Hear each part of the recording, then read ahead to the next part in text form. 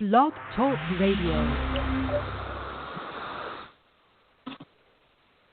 Mi chiamo Afurakanu, Afuraitkaitnut, Neye EGUA da, Dinde Ojirafo, Kwesi Ranem Pata, Akan, Akwamumai Amaruka, Ififi Mu, Ojirafo, Ojiramai Mu.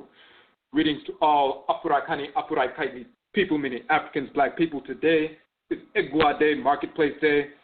My name is Ojirafo, Kwesi Ranem Pata, Akan, Ojirafo of the Akwamu Nation in North America within Ojiramai, the purified nation, Afurakani, Afuraitkaitnit people in the Western Hemisphere. Yet I say we thank you once again for tuning into the broadcast. We've opened up the chat room. If you have any questions or comments and you'd like to interact in the chat room, you must log in as a user in order to interact. If you have any questions or comments on the phone line, simply hit the number 1 so that we can see that your hand is raised. For those who are new to the broadcast, we have 4 broadcasts on a weekly basis. We have Akan Nanasom, Ancient Authentic Akan Ancestral Religion on Joda on Monday nights. In that broadcast, we deal specifically with the Akan expression of Nanasom, of Afurakani, Afuraitkaitnut, or African Ancestral Religion. First and foremost, because we are Akan. Secondly, because of the misinformation being propagated regarding Akan culture, philosophy, ancestral religion, cosmology, and so forth, by not only individuals in the Western Hemisphere, but also those on the continent of Afuraitkaitnut who have been infected with pseudo-religions, fake religions like Christianity, Islam, Judaism, and so forth, Hinduism, as well as white culture in general. And that infection is into their presentation of the culture. So we deal with ancient, authentic Akan ancestral religion, which deals with our ancestral origins. Akan people originated in ancient Kanat, the Kan land, first land, foremost land, which is a title of ancient Nubia. We migrated from ancient Kanat, the Kan land, after the fall of ancient Kemet in northern Kanat, reestablished ourselves in the western part of the continent. A couple of thousand years ago, reestablished the Kanat Empire, the Empire of Ghana. 1,000 years later, some of our people migrated further south after Muslim invasions and reestablished our Kana civilization in the savanna and forest belt regions.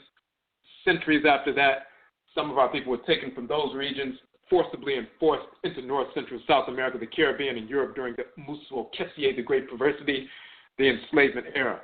And so this is how we ended up in the Western Hemisphere. However, we maintained our ancestral religious tradition.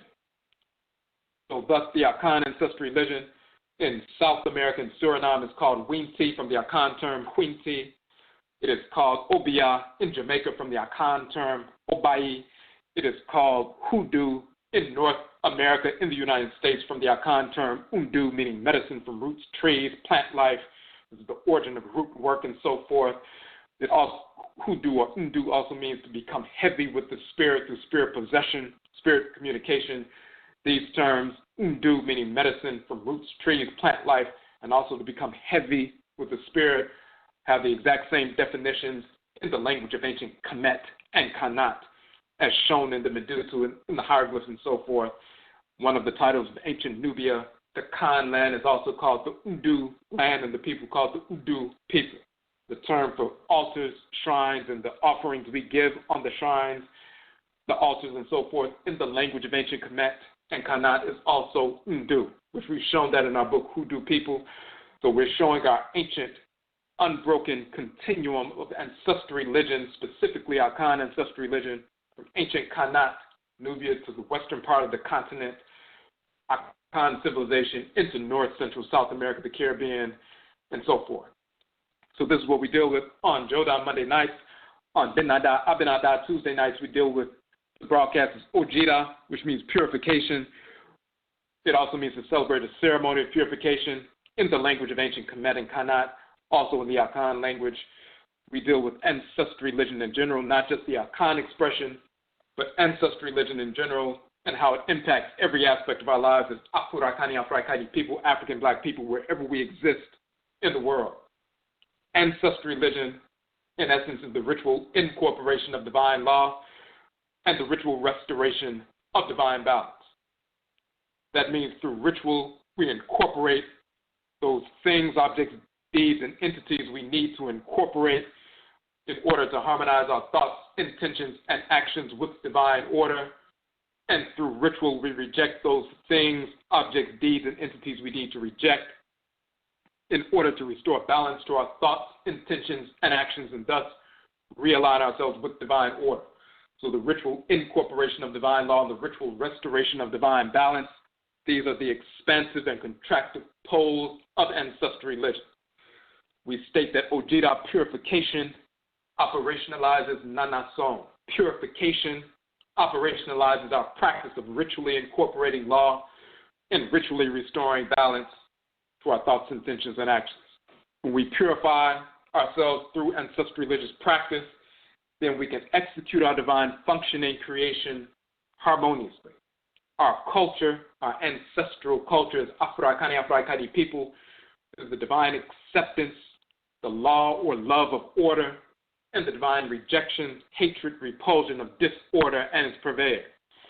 We seek to align every thought, intention, and action with divine order every moment of every day. That is our way of life.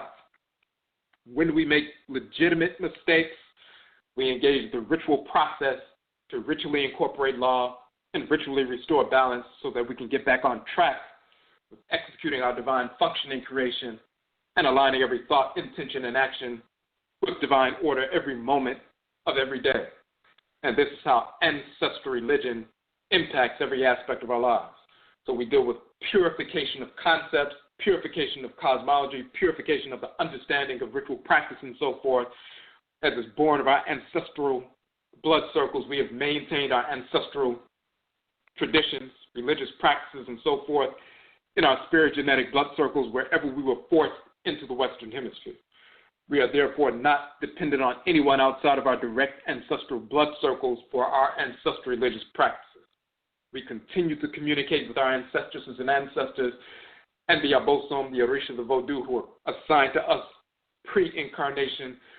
Thus, when we were forced into the Western Hemisphere, we were guided and empowered by the ancestral community and the deities on the best means by which to wage war against the whites and their offspring and force the end of enslavement, taking up metal armaments to wage war as well as chemical and biological warfare that we use to wage against the whites and their offspring, root work, conjure, and so forth, being the precedent that was established in the Western Hemisphere, and biological warfare. And of course, we have that precedent to build on today to wage war against our enemies. So this is what we deal with on the Ojida broadcast. On Yauda Thursday nights, also called Yada Abada, we have Ama and Sim Affairs of the Nation, where we approach our specific issues that confront us as Ojida Mind, the purified nation, Afurakani, Afuraitkaitnit people in the Western Hemisphere, specific issues that confront us. We have a unique expression of ancestral religion and culture based on the reality of us as an Oman, a nation. We understand that an Oman, a nation, is a living, breathing entity governed by specific Abosom, Orisha, Vodou, and so forth, similar to an organ which has a specific function in the body, and it's governed by specific energy complexes, specific divinities. The cells of the organ support that organ and live in harmony with the energy complex that governs the organ. We are cells within the organs of the Supreme Being, the great divine body, and so forth, when we are drawn together by our ancestresses and ancestors and directed to coalesce in a group in a specific region of the Earth Mother's body here in the West. We learn to interface with the Earth Mother divinities in this region of their body in the Western Hemisphere. We learn how to interface with plant life, animal life, and mineral life in this region of the Earth Mother's body. When we were forced over here into this new region, we integrated the plant life, animal life, and mineral life for food as well as medicine, as well as the animal totems, sacred animal totems, and the spirits of these animal totems and so forth. We interface with the unique expression of the Abosom, the Orisha, the Vodou, the deities, as they manifest in this region of the Earth Mother's body. We blended ancestral blood circles so that ancestresses and ancestors could return through this new coalition of Afurakani, Afuraitkaitnit people. That confluence of events and activities allowed us to forge a locative identity, a unique expression of Afurakani, Afuraitkaitnit culture and religious practice rooted in our interfacing with this region of the Earth Mother's body. So therefore, we have a unique expression of culture, spirit genetically inherited, transcarnationally inherited, and we have a unique approach to solving our issues. We have an Amaniye approach, or a nationist approach. We talk about nationism, Amaniye, which is the purification of nationalism.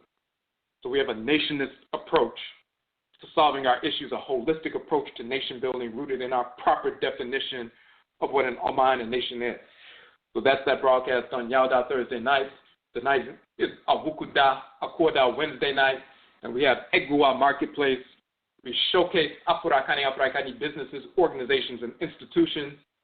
We also deal with the philosophical foundation of economic development rooted in an ancestral religious perspective. Therefore, we have a holistic approach to economic development. You can download our model, the Okom Economic Development Model, which is an approach to economic development, which is holistic because it's rooted in ancestral religious values. That's a free download, of course, just as all of our books are free downloads. We deal with the philosophical foundation of economic development. We also have individuals come on and showcase their businesses, organizations, and institutions. We had one guest scheduled, which we had to reschedule for tonight, so she'll be coming on in the following EGUA Marketplace show. So tonight we're going to focus on the Divinity Hat Mehit, and in fact, we were not able to broadcast on Monday and Tuesday because of scheduling conflicts. We were going to deal with Hat Mehit on a previous broadcast earlier this week, but we can, since this is EGUA Marketplace, we can showcase this divinity and we'll show the relationship that Hat Mehit has to the marketplace, to the EGUA, and so forth. So we're going to get into this information. Once again, if you're in the chat room, you must log in as a user in order to interact. If you don't have a username, you can sign up for one quickly in Blog Talk and interact. And hold on for 1 second. We're making sure that the chat room is opening up.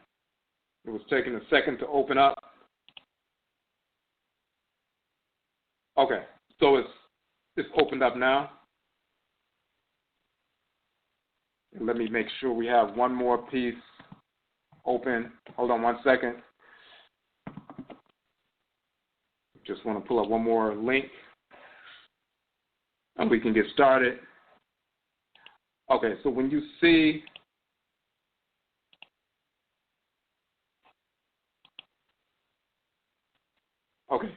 the image, we pulled together the image for the broadcast. And previously we did a very short post on this divinity, Hat Mehit. We want to get into this information. This is one of those broadcasts where we're going to put this information forward. Of course, it will become part of an upcoming, most often we do broadcasts where we dissect our publications, one of our 29 books, or some aspect of the information in the books, or we have over 100 articles we put forward. We will examine these things in detail. Sometimes in broadcasts we put forward new information that is yet to be published. We have not had a chance yet to write it out, but we want to get the information out. This is one of those broadcasts.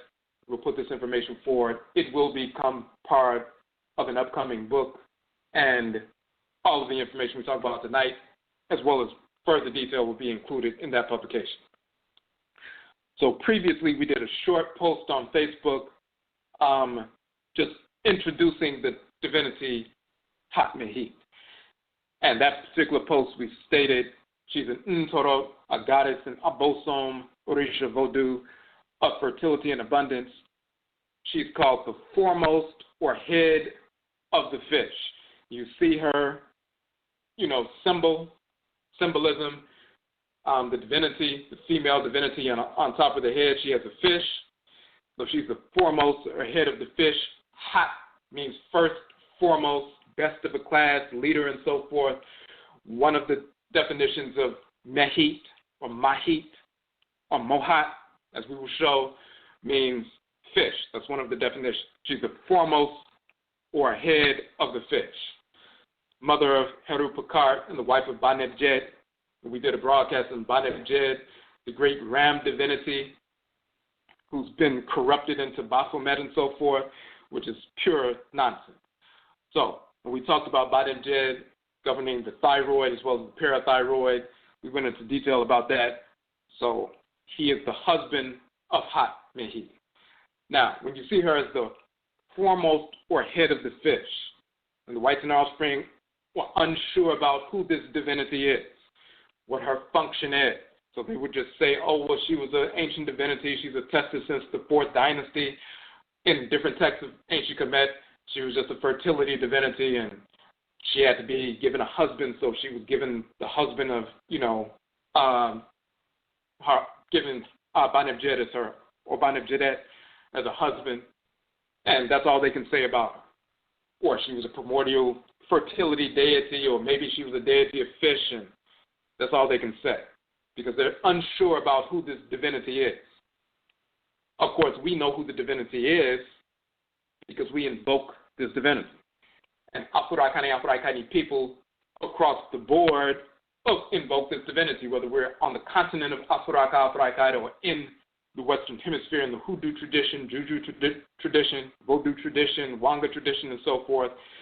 This force in nature is still invoked. So we want to get into some information they are unaware of. One of the reasons she's the head or first or foremost of the fish, when you look at schools of fish, as we say in this piece, we said they swim in synchronicity. When the leader turns in one direction, the entire school turns in the same direction. And of course, this is not choreographed. It's not some choreographed dance movement where they're taking dance classes. This is an inborn, innate function of fish swimming in schools and so forth. We see a similar thing with birds, flocks of birds swimming, flying, and one changes direction, they all change direction. In fish, it's a similar piece. There was a period where they didn't understand the manner in which fish were able to engage that process. By studying the neural pathways of fish, they found the neural pathways allow them to sense vibrations emanating from one another through the water. They immediately respond to changes in a harmonious manner based upon the movements of the leader. The fish on the head of Hat Mehit reflects this. She's the Hat, or the first, foremost one in the beginning, the front, the leader of the Mehit, or Mehat, or Mohat, the fish. Now, we show the image. This is something the whites and offspring are unaware of. And until we put this information out, none of the white so-called Egyptologists, none of the black so-called chematologists or others understood this relationship.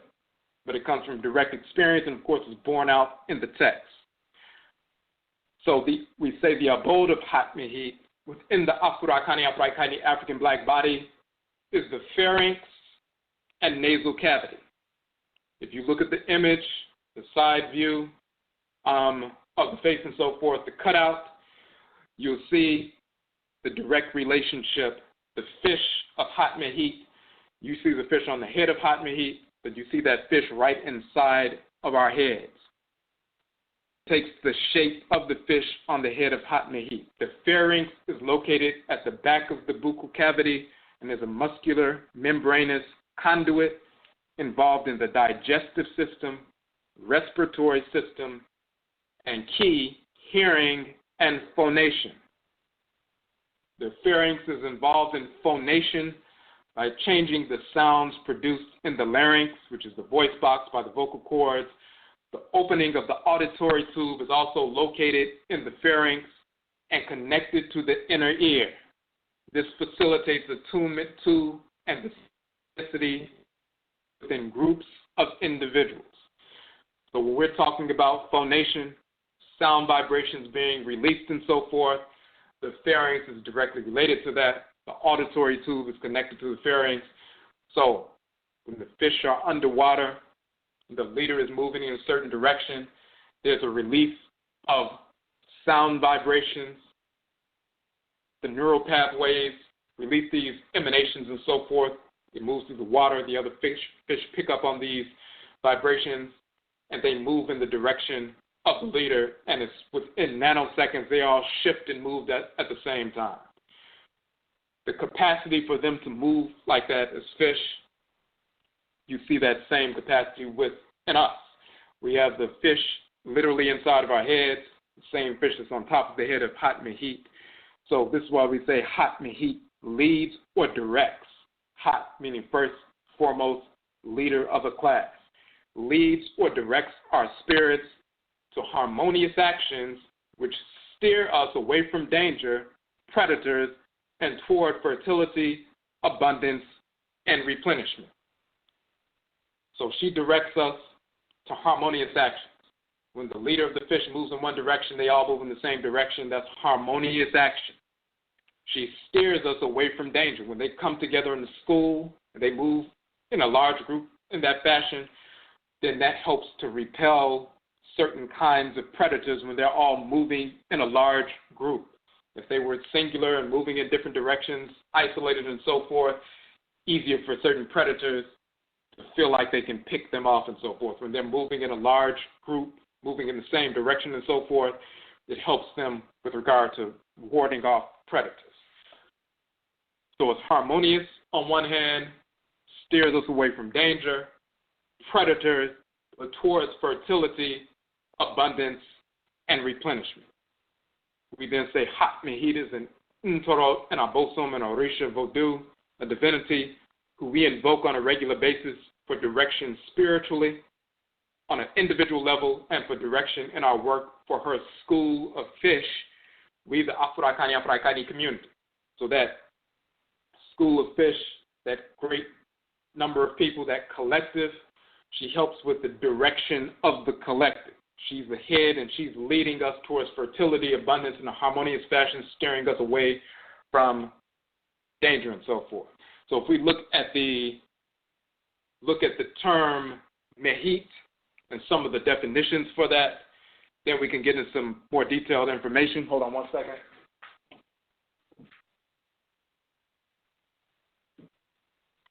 So if we look at the definition of Mehit, and then we're going to get into some of the information in the Akan tradition as well as the Yoruba tradition and so forth. I want to give you a specific page number where you can find the information. All right, so if you look in Budget Dictionary, page 316, 317, there are a few things. Even if you look on page 318 as a matter of fact.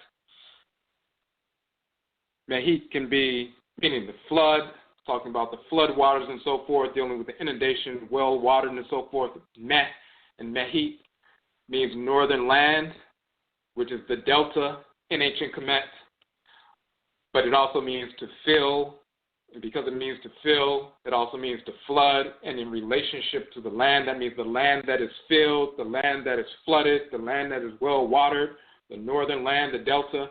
All of these things are associated because the delta is the region where so you have the Nile River snaking through the land and so forth, but once it gets to the delta, it spreads out into a number of tributaries, a number of streams, and that delta land is very lush and well watered, well flooded and so forth. And of course, the term meh or mehit, meaning filled, full of water and so forth, it's the same meaning as delta, like the Mississippi Delta and so forth, lagoons and things like that. You're talking about well-watered, flooded land. So it means that, and that's why it's associated with the north. So the reason why Meh also means north is simply because the north land happened to be the delta land, happened to be the flooded land, happened to be the land that was filled, and so forth. Now, because of that, also the term Mehit, also with the determinative of fish, means fish. So this well-watered land is also fish. People are also called Met or Mehit, called fish, and one of the terms for tribe, clan, or family in plural is Mehit, but Mehut, the U is plural, means tribe, clan, or family. So there's a relationship between the tribe, clan, or family and the fish. Now, what's the relationship between that? Of course, when you look at a school of fish swimming in unison and so forth, when you look at our origins biologically, we start off even with sperm cells swimming. That's a school of fish swimming.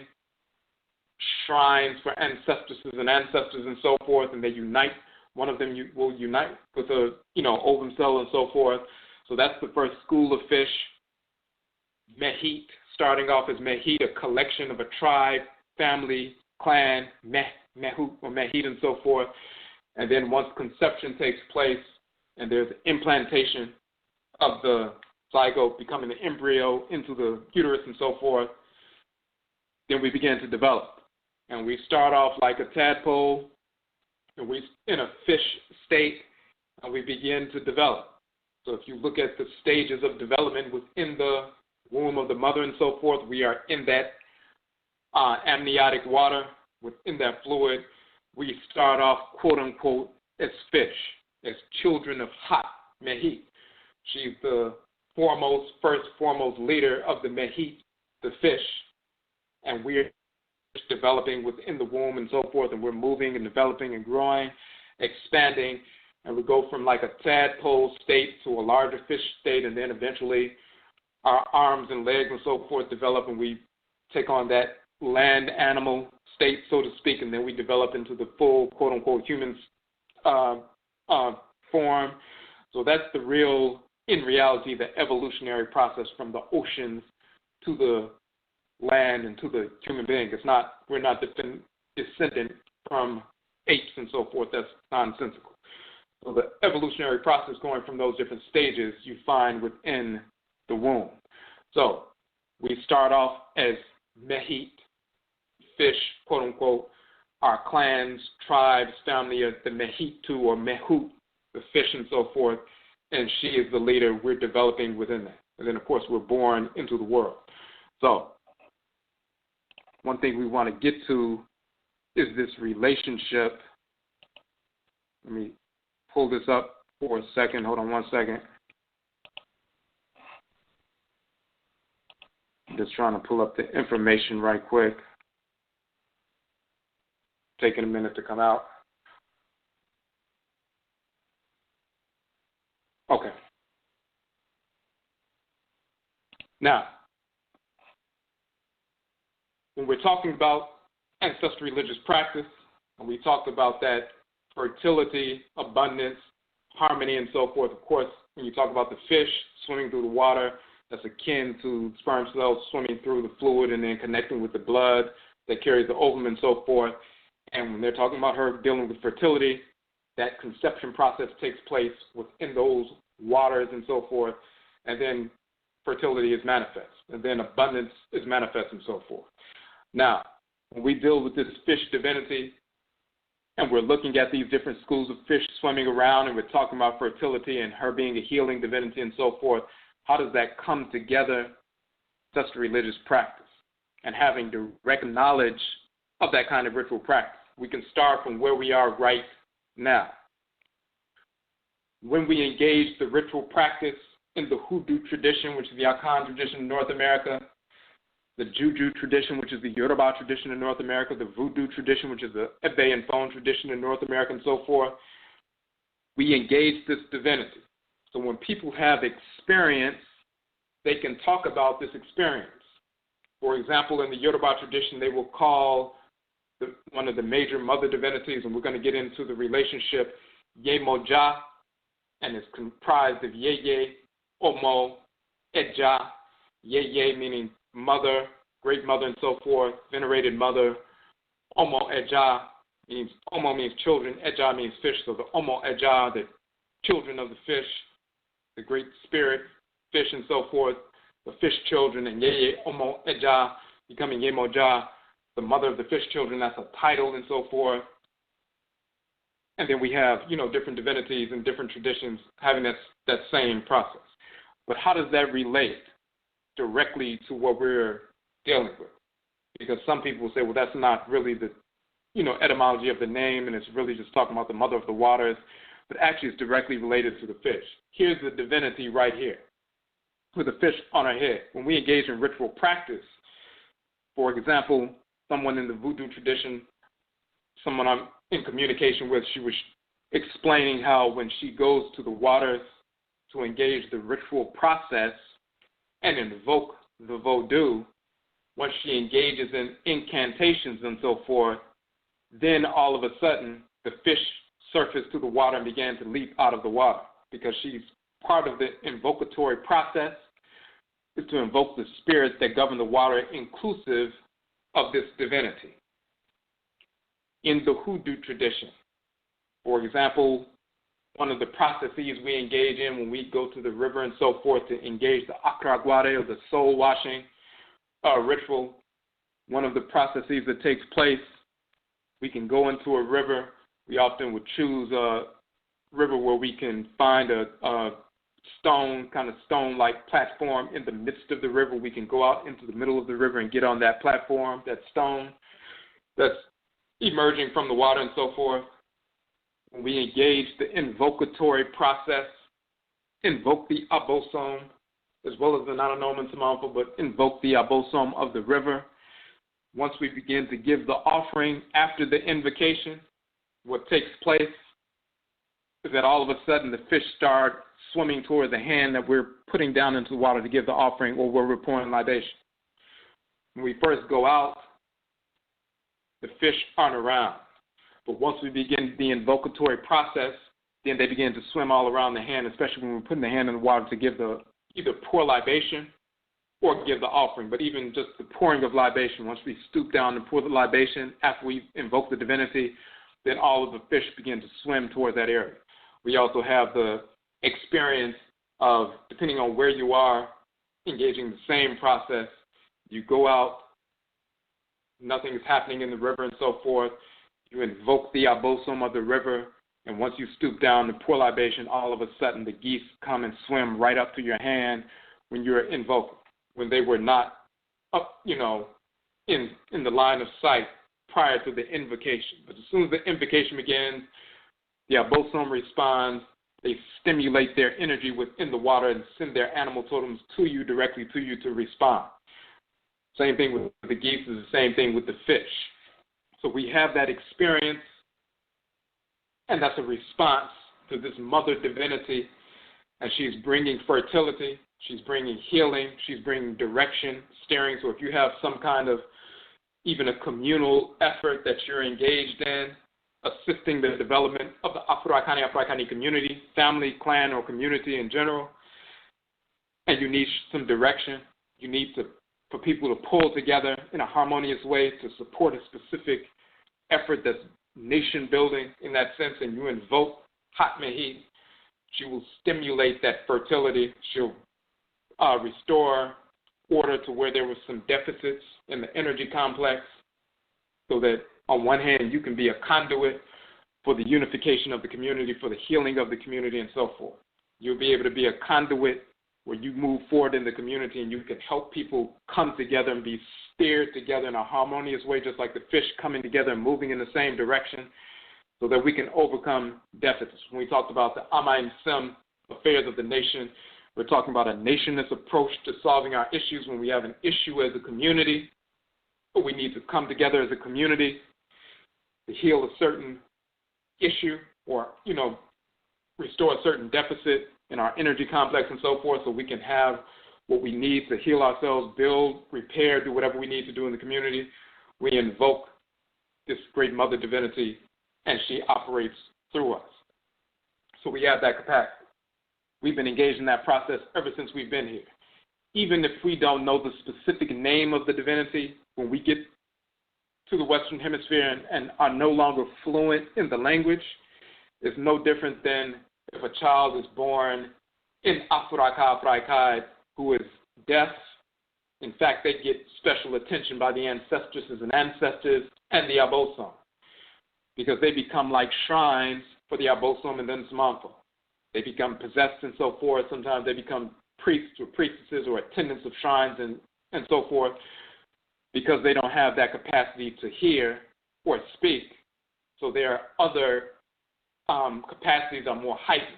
Their capacity for sight, for touch, for healing and so forth, second sight and healing and so forth are expanded. And they have extra protection from the Abosom and Nsamanfo, the deities and ancestral spirits. Same thing happens here in that regard. We no longer are speaking fluently the language of the ancestresses and ancestors, but we know internally the force in nature we are seeking to invoke. So we simply go out and invoke. We give offering, we pour libation, we play the silent drum and so forth. We engage in ritual dance, and that mother divinity comes forward. She already knows what we're seeking to receive from her, no different than a child once they begin to cry out or release their incantation or quote-unquote prayer or a cry to the mother.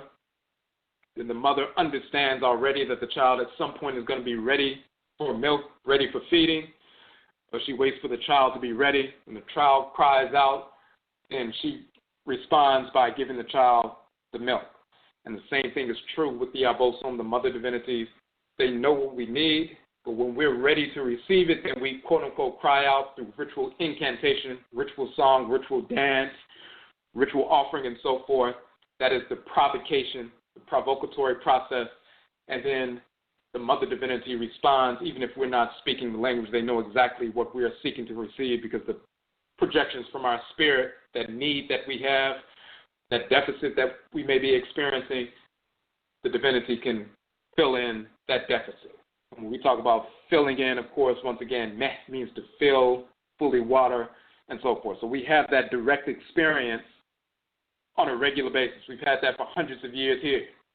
So when we go out to a river, even if we escape from a plantation, go out to a river area, a delta region, or whatever it is, give an offering and so forth, engage in ritual drumming, even if we just had sticks on a stone or sticks that we use to drum on a log and so forth that's fallen over a log of a tree and so forth, or we engage in ritual dance and so forth, we're invoking that great mother divinity. And then she comes forward to possess the individual or communicate, but very often possessing the female and so forth, and giving that female direction. Where to lead the people. Similar to Nana Abena Araminta, Harriet Tubman, when they talked about she would fall into quote-unquote epileptic fits, when she was leading people through the Underground Railroad, helping people escape from enslavement and going through the forest and so forth at night, falling into an quote-unquote epileptic fit. And when she came out of the epileptic fit, she would know which direction to go.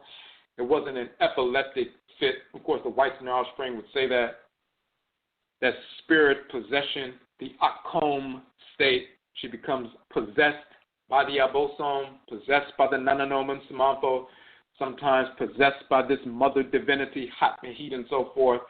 Once she comes out of that possession, then she can say, we need to go in this direction. The whites in their offspring are coming from the other direction. They're with their dogs and so forth. This is where they're coming, and this is when they left, and this is how close they are and so forth.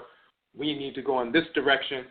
And she's the Hat Mehit. She's the lead or the foremost of the fish. She moves in that direction. Everybody follows in that direction. We're moving as a group. We're moving harmoniously, and we're led to the safe space. We've always invoked this major mother divinity. So let's look in the Akan tradition, look in the Yoruba tradition and so forth, and see exactly where we're at with the divinity. And in fact, when you look at the title of the broadcast, we said head of the fish, said Fosu Abogye and Epo Abenaa. That's in the Akan tradition, Oloosa, and then Yemoja in the Yoruba tradition. Let's look at, first and foremost, let's look in the Akan tradition, and why do we use these specific terms? If you look at the term Abogye, a divinity in the Akan tradition is Abogye or Abogye. What does the term Abogye mean? So there are two terms we want to talk about. Abogye, the lower jaw or the jawbone, but then you have Abogye, which means the top upper end of the lower jawbone next to the ear. Externally, you're talking about the upper part of the jawbone right near the ear. Internally, that same region is the pharynx. And they even talk about the gable of a building and so forth. Abogye, talking about one of the two rafters of a roof forming the gable and so forth, the gable, and then the plural is mojewa. And of course, you can see that's similar to Yemoja and so forth, that mojewa and Akan, you're talking about the upper region, not only of a building, but the gable and so forth, but the upper region above the jaw near the ear. We talked about the pharynx being connected to the auditory tube in the ear,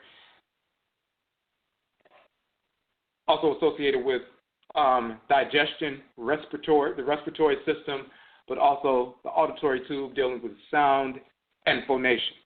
So that Abogye, that divinity connected to that region, of course, this is that title associated with that when we release those sound vibrations through phonation, through the respiratory system, digestive system. Of course, the digestive system is governed by water. Then you have the phonation system. There's a relationship between the pharynx.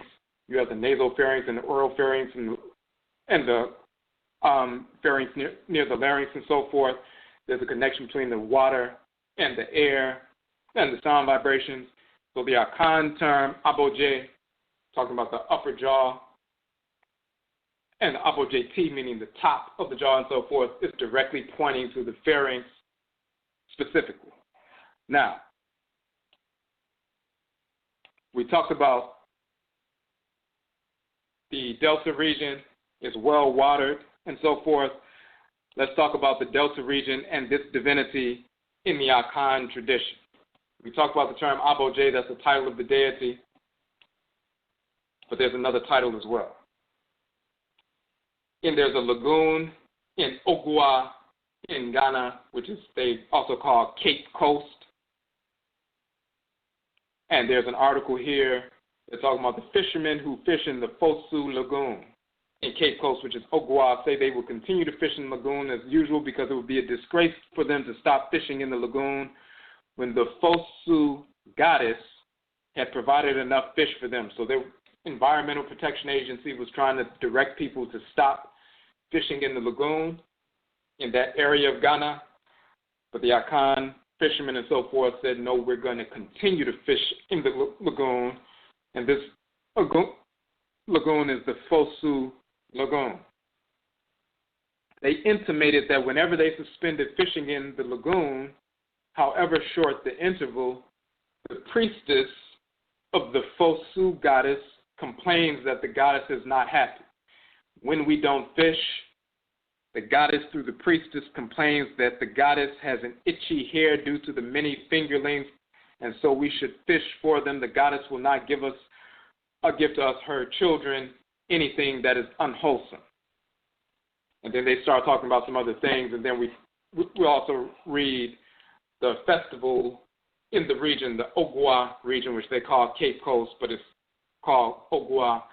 There is a festival called the Fetu Afashe, or the Fetu Festival, celebrated by the people of EGUA, or Cape Coast traditional area.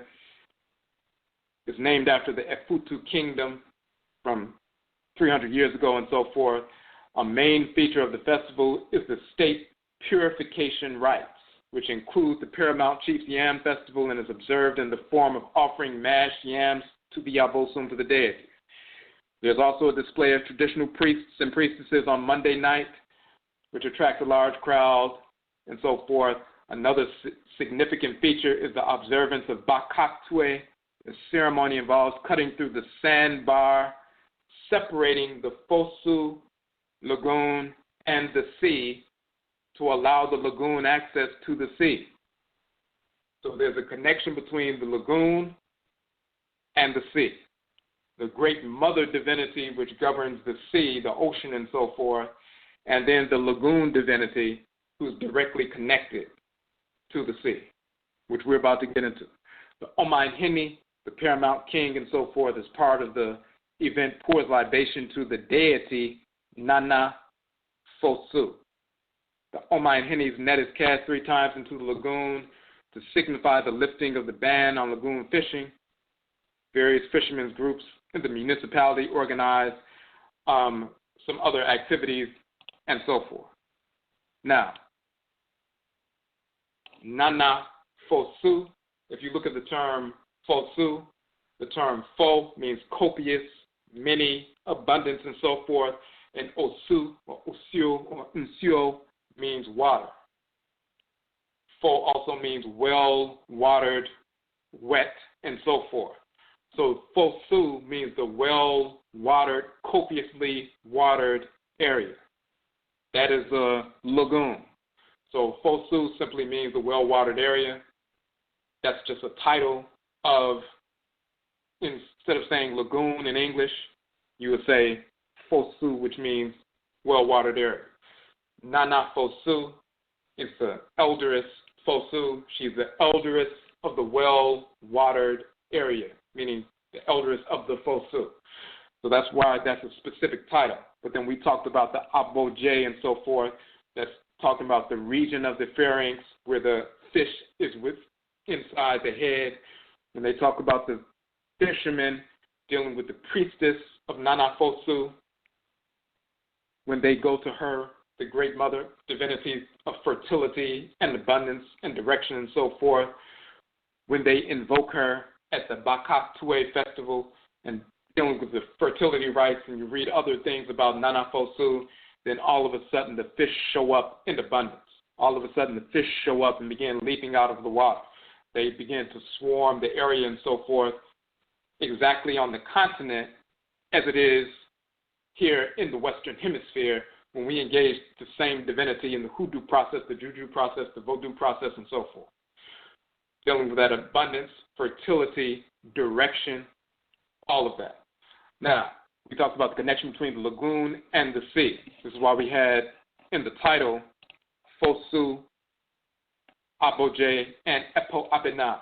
The female divinity of the ocean is Epo Abenaa. And the term Epo means ocean. The male divinity of the ocean is Bosom Po. The female divinity is Epo. And she's Epo Abenaa with the AKRADIN Abenaa, but Epo, and so forth. That means the ocean. In ancient Kemet, that same divinity is Mut. Mut means mother, but Mut also means the ocean, the great primordial ocean. So when you look at the hierarchy, Amen and Amenet are the great mother and great father. Amen is the great father, Amenet is the great mother. If you looked at the microcosm, the Afurakani male is a microcosmic representation of Amen. The Afuraitkaitnit female is a microcosmic representation of Amenet or Nyamewa. Of course, within your body is about 71% water, so everything is existing within water and so forth within your body.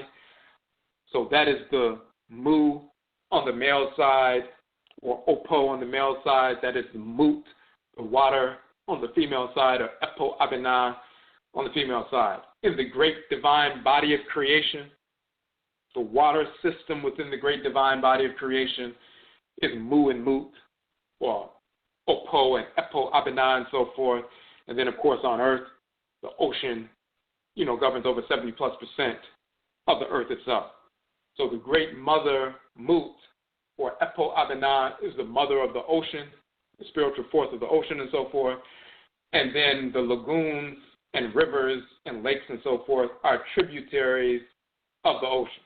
So Nana Fosu Abogye is a tributary of the ocean, but there's a relationship. You can't have the lagoon without the ocean. If you're invoking the spirit of Nana Fosu or Abogye, then Abogyewa, then you have to invoke the ocean as well. When you see the dolphin on the head, sometimes it's a dolphin, sometimes it's a different kind of fish and so forth. That is another reason why she's the head of the fish. They will talk about the dolphin itself in ancient Kemet. Sometimes dolphins would show up in the Hapi River or the Nile River, but more so in the Red Sea, which is just on the eastern border of Kemet, as well as in the Wach-Ur, which is the Great Green, which means the Mediterranean Sea. That's where they will be mainly at. The dolphins will be in the Mediterranean Sea. That is just north of Kemet, so which is in the Delta region, which is the northern region, and the northern border of Kemet is the Wach-Ur, the Great Green, the Mediterranean Sea, and this is where the dolphins are. They're right in the region of Hat Mehit. And of course, in the northern region, in Jedjedu and so forth, that is the sacred sanctuary of Hat Mehit and Banib Jed and Herupakart, that triad of divinities and so forth, in the northern region. So the dolphins, and you'll see that dolphin on her head, that is the quote-unquote king or queen of fish. It is the Hat Mehit, the foremost of the fish and so forth. It is a powerful Achinebois animal totem, and it's, of course, shown to lead, the various fish and so forth. And in fact, let's put something out or talk specifically about the dolphins real quick. We want to pull out some information. Hold on one.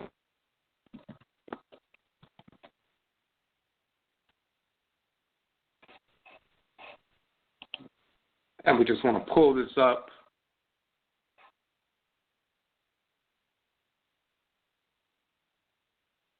For one thing, of course, dolphins are known to be extremely intelligent.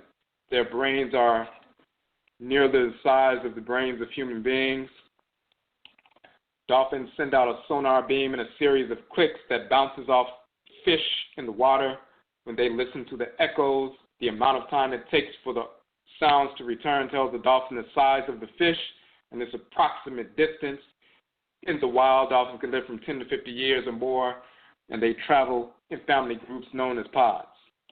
So they're the great fish, and when you see the dolphin on the head of Hat Mehit, that's the queen of the fish, or the king. They'll call, the Greeks called the dolphin the king fish and so forth. But you see this dolphin on her head. Sometimes they thought it was a different kind of fish. Sometimes the Egyptologists were arguing about which kind of fish it is. But in reality, there are a number of different fish that are represented by that symbol. The dolphin is the major symbol. It is the great fish. It has the large brain.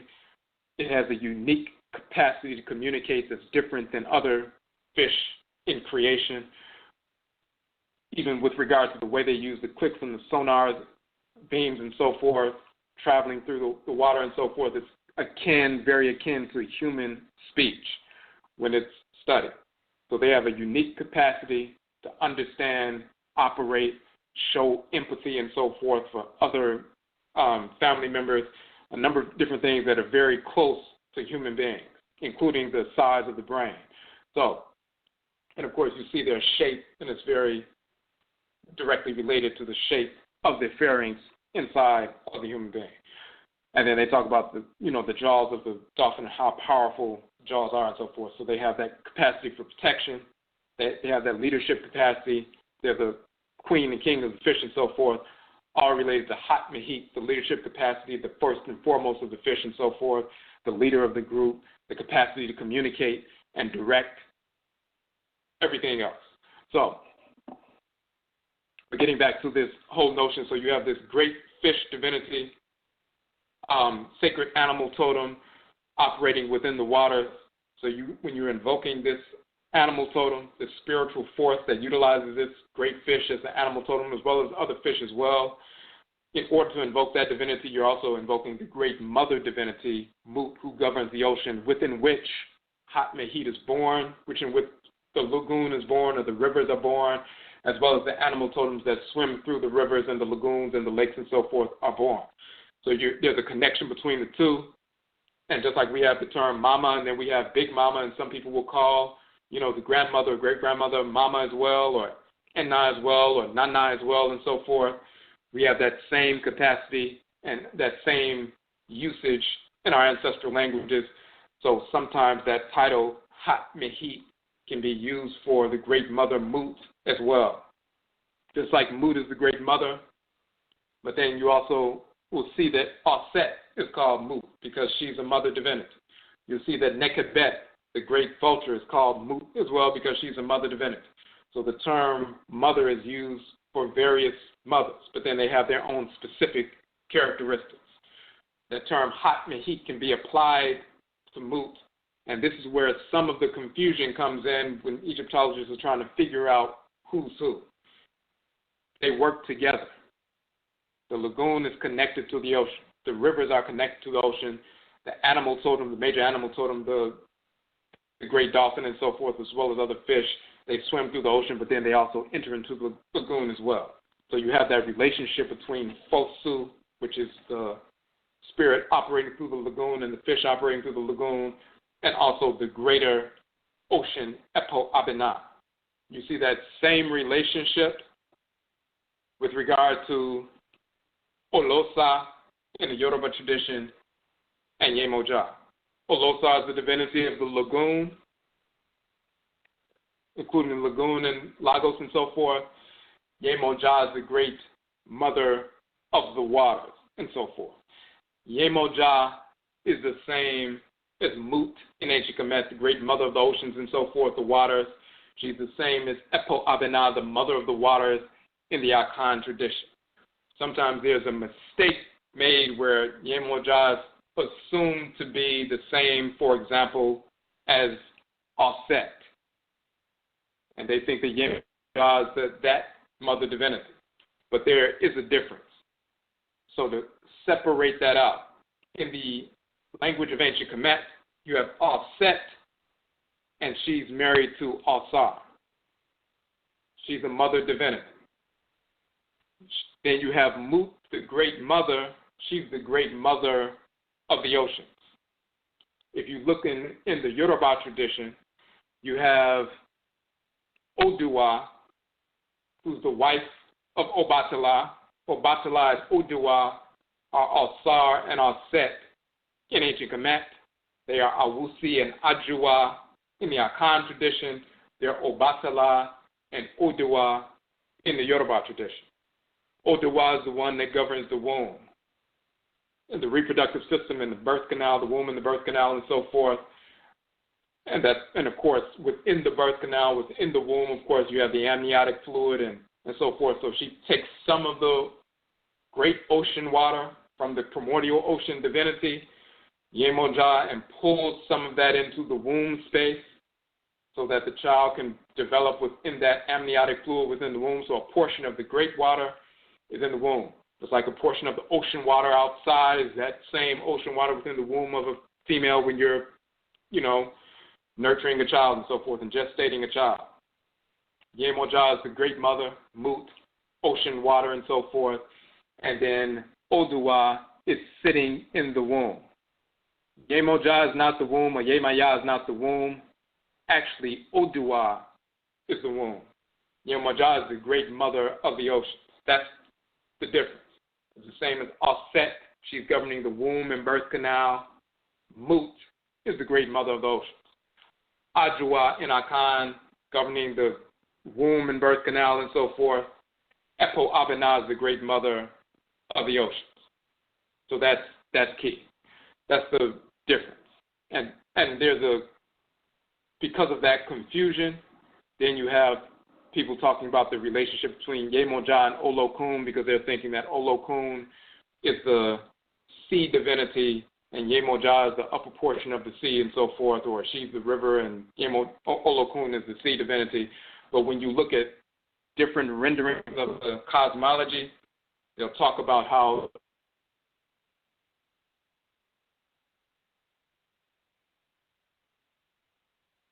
if you look at the earlier renditions of the cosmology in the Yoruba tradition, for example, going back towards that, if you look at Wande Abimbola in Ifa Women, Our Broken World, and so forth, he'll talk about Olokun is the last wife of Orunmila, and they're at the bottom of the sea and so forth. Some people talk about Olokun as a male divinity, or some saying androgynous, and some saying she's a female and so forth. in reality, she's the great female divinity. But when he's talking about Oromila being the last husband of Olokun and there at the bottom of the sea. But if you go beyond that and go back to earlier renditions of the cosmology, you'll find that before creation began, in the beginning, in the primordial state, they will talk about Olorun and Olokun being all that existed. Olorun is the great father, Olokun of the great deep, she's the great mother. And in some renditions, they're talking about being husband and wife. Olorun and Olokun, in reality, is Amen and Amenet. Inyamewa and Inyame. Or Inyame and Inyamewa, Amen, Amenet, Lisa and Mawu, and so forth, the great father and the great mother. Then later on, of course, Yemoja is the one that governs the ocean. So Amenet is the great mother. Within her body is the great ocean, the water, just like the female can be, the female Afuraitkaitnit woman is a representation of Amenet, and within your body is the ocean water, 71% of your body and so forth. And then you have a womb, which is, so the waters within your body, you're Amenet. Within you is Amenet, the great mother divinity, are the ocean waters that's filling up 71% of your body, that's Mut. And then within that is the womb and birth canal, that is Set. And then inside of the womb and birth canal, when the baby is conceived and so forth, and is being gestated within the amniotic fluid, some of the 71% of your body that's made up of water, some of that is drawn into the womb. So Set takes some of the water of the great mother Mut, pulls it into the womb, and the baby gestates within that water. So in order for the baby to gestate within that water, there's a connection. A portion of Mut's water is in the womb. So Set carries Mut's water, but then she's surrounded by Mut's water. The water in the body is Yemoja. The womb itself is Odua. The birth canal, the womb and birth canal, and so forth, that is the connection. But the great body itself of the female is Olokun in a microcosmic level. The water inside of the body of Olokun is Yemoja, the great mother of the ocean. And then further down, you have the womb itself, and that is Odua. And then Odua pulls some of that water of Yemoja into the womb to gestate the baby. That's the hierarchy. And it's the same thing in the Akan tradition. You have Inyamewa is the great mother. The water inside the body of Inyamewa is Epo Abenaa, the great ocean divinity. And then inside that ocean, inside the 71% of water, is the womb structure, and that is ADWUMADI. And the same thing in ancient Kemet, you have Amenet, the great mother.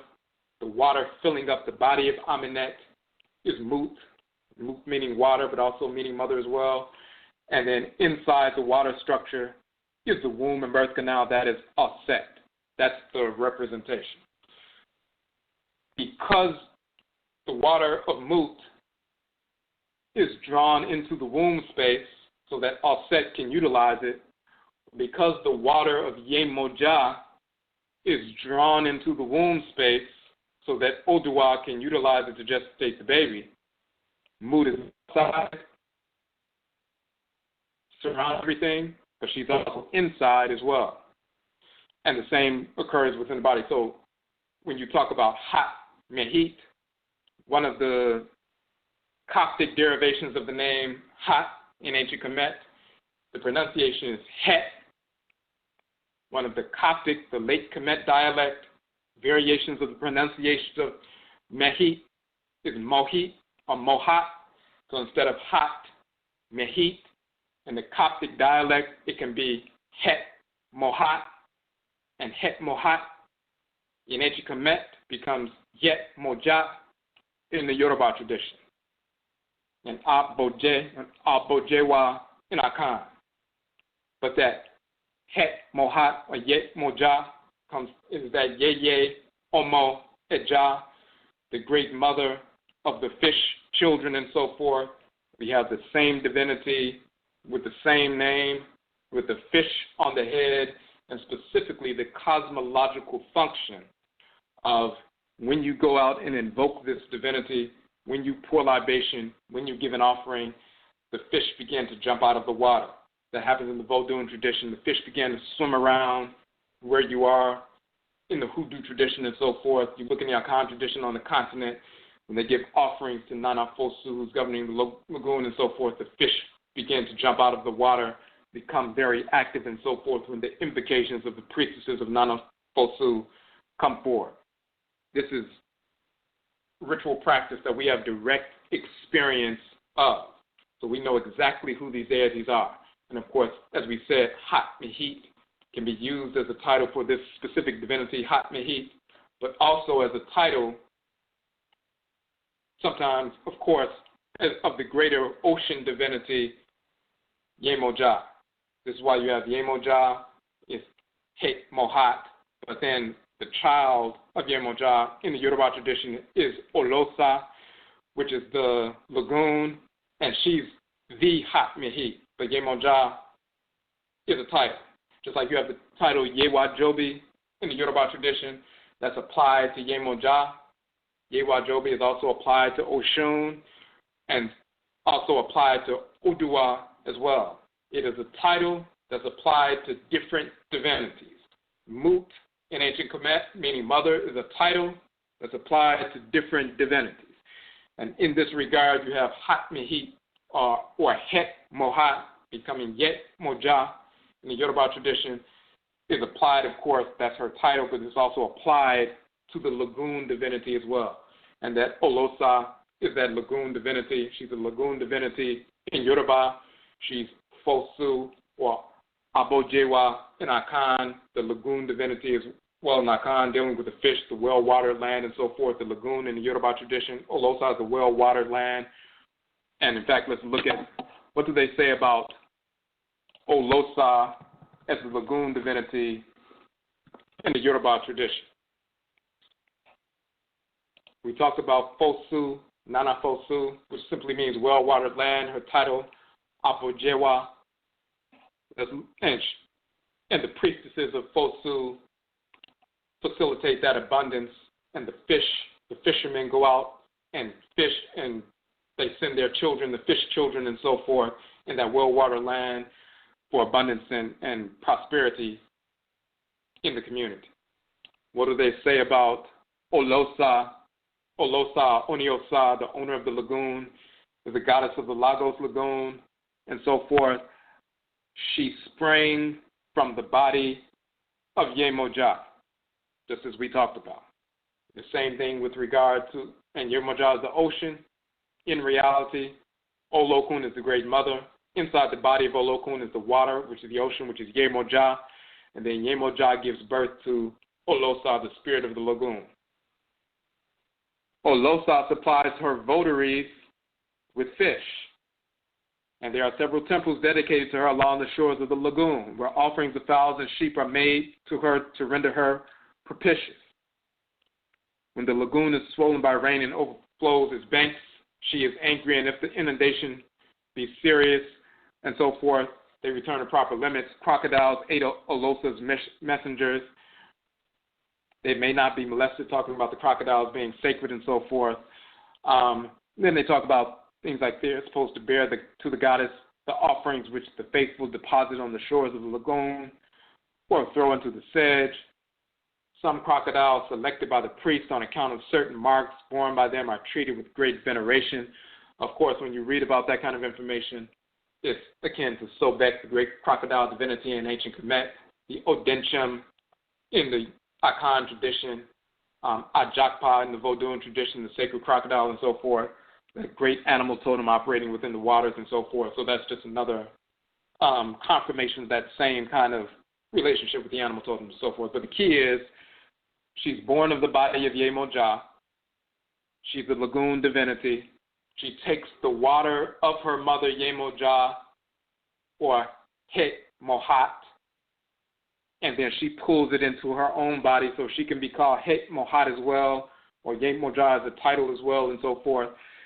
And the fish are coming forward. She supplies her votaries with fish. They give offerings and so forth, and the fish become abundant. This fish divinity. And then you have the same thing in the Akan tradition, Epo Abenaa, the great mother of the ocean. She's the mother of Nana Fosu and so forth. Nana Fosu operating through the lagoon, and she supplies her votaries with fish, and the priestesses of Fosu come forward, make the specific offerings and so forth, and the fish come forward in abundance, not only to feed the people, but the spiritual animal totems. We're talking about the leader. Just as the great fish is leading the multitude and so forth, we are seen as quote-unquote fish children or children of the fish divinity because of our development within the womb and the amniotic fluid and so forth. And so forth. So when we invoke this divinity for direction as a collective, for healing, abundance for the community, when the community is suffering, it's one thing. You can have an individual suffering for lack, for poverty, for illness, and so forth. When the community is suffering, then there's a leader that comes forward, the one that can direct the entire community in a different path. That's nation building, the healing of the nation, and so forth. The one that comes and directs the entire community in the proper direction, brings back harmony to the community, brings back healing to the community, brings back abundance to the community. You're talking about Hat Mehit or Het Mohat, Abogye, and so forth. The Akan tradition, this Oloosa and Yemoja tradition, also can be used as a title for Yemoja and so forth, or Yemoja being used as a title because she's the mother and so forth. But this is the divinity. We talked about the pharynx being the shape of the fish on the head, the great dolphin and so forth, who can communicate with the sonar sound vibrations that can lead the other fish in the right direction, protective, fertility, abundance, all of these different things. So, of course, this information, we'll have this within one of our upcoming publications. We're also going to include this information in our upcoming documentary on AMARUKAFO, ADEBISA, ADWUMADI, African American Ancestral Divination. Part of that process, of course, as we talked about, we're talking about the forms of oracular divination that have been maintained in the blood circles of Afurakani, Afuraitkaitnit people here in the Western Hemisphere. So those forms of divination that we maintained in the Hoodoo tradition, Juju tradition, Wanga tradition, Ngangan tradition, which is the Fang tradition, the Voodoo tradition, and so forth. These are the different systems we'll be dealing with, and those forms of divination where we have direct experience, inclusive of this divinity as well. That's what we're going to be dealing with. So, and we can get into some more detail about that. But if you have any questions or comments on the phone line, hit the number 1. If you have any questions or comments in the chat room, again, you have to log in as a user in order to interact.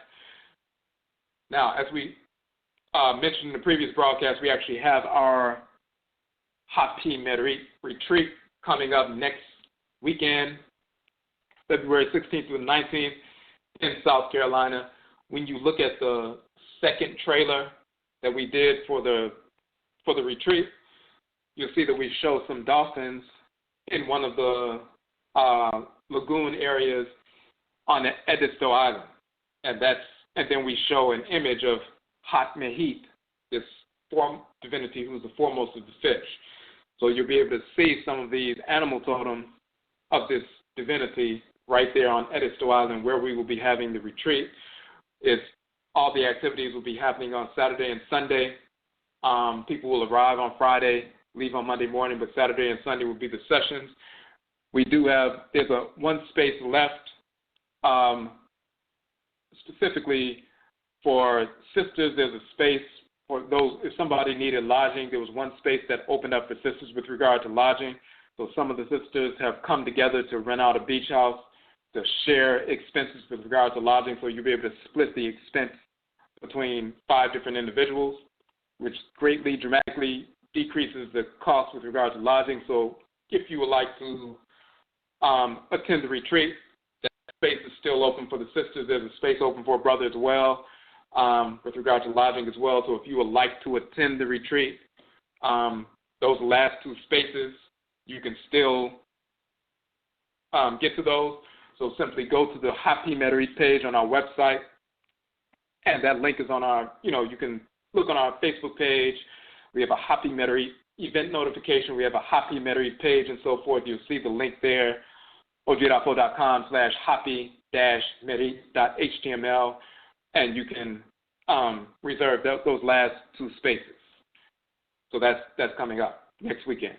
Also, with regard to the documentary, 48% of our crowdfunding goal to 54%.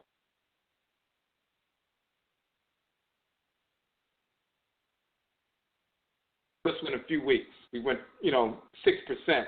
We moved within a few weeks. So we want to say Yedase. We thank you to those individuals who, some of our new contributors, as well as a couple of the previous contributors who contributed once again. We appreciate that shift. And we do, as we can see, we have the capacity to move forward and fully fund our film. Of course, we are not receiving any funds from any non-black organizations. We're not receiving any funds or grants from any, governmental grants or anything like that. Everything that we're receiving is coming directly from the Afuraitkaitnit community, fully independent and so forth. When we have individuals who are ready, literally ready for next weekend to spend literally hundreds of millions of dollars. They're ready to spend hundreds of millions of dollars for the Black Panther movie so they can be treated to white culture. Because what's going to happen, which people already know who have listened to our broadcast, they introduced the lesbian relationship between 2 of the quote-unquote warrioress sisters in the Black Panther series. They introduced that lesbian perverse relationship in the comic series, and now that's going to be shown on screen. So one of the biggest, most effective ways as far as the whites and offspring are concerned to mass brainwash Afuraitkaitnit children all in one weekend or 1 month and so forth, millions of our people, is to put out a movie, get people very excited about the special effects and the fighting scenes and so forth, and they see everything and they see all these black people and say, oh, it's very cool, and they're all dressed up in traditional clothes and talking about Africa and so forth, and then they drop the dissexual, homosexual perversity in there, and if you think everything else in the movie is cool, and you love all of the characters, and you identify with the martial arts and so forth, with the males and the females, when they slide the perversity of this sexuality, then millions of our children say, well, that must be cool as well because they accept it, they embrace it, they're good with it, then it must be all right. That's a mass brainwashing exercise. That is the only reason the film is being released. No other reason. It has nothing to do with pride. It has nothing to do with giving black actors a chance and actresses a chance. It has to do with perverting the minds of millions of our people and making our people pay for it. We don't need to waste money. You can get that on bootleg. We don't need to waste money funding white producers who produce the film and so forth, and white directors and so forth, as well as black actors. The majority of the black actors are married to white females and so forth. All the money you spend will be going right back to the white community. What you will receive in return is this sexuality being forced on our children. We don't need to waste that kind of money and so forth. So those who are consciously grounded, consciously aware, and would like to see a film that's actually talking about real heroes and heroines, herus and het herus and so forth, from our blood circles, who through their ancestral religious practice were guided to wage war against the whites and our offspring and actually free our people from enslavement. The reason why we're walking around right now without chains around our necks is because of people like Okunfo Yao, Nat Turner, Nana Abenaa Araminta, Harriet Tubman, Okunfo Kwabena, Telemake, Denmark Vesey, Okunfo Geb, Gabriel Prosser, and so forth. These individuals, guided by the NHOMA and Abosom, the spiritually cultivated ancestresses and ancestors and deities, waging war through root work, conjure, and so forth, as well as metal armaments.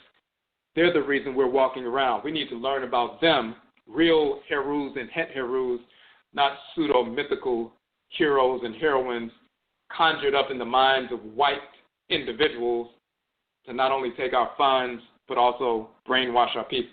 So if you support real information, if you have not had a chance yet to contribute, we've had the crowdfunding effort for the past 55 weeks. We've had about 117, I believe, either 115 or 117 people contribute over the past 55 weeks.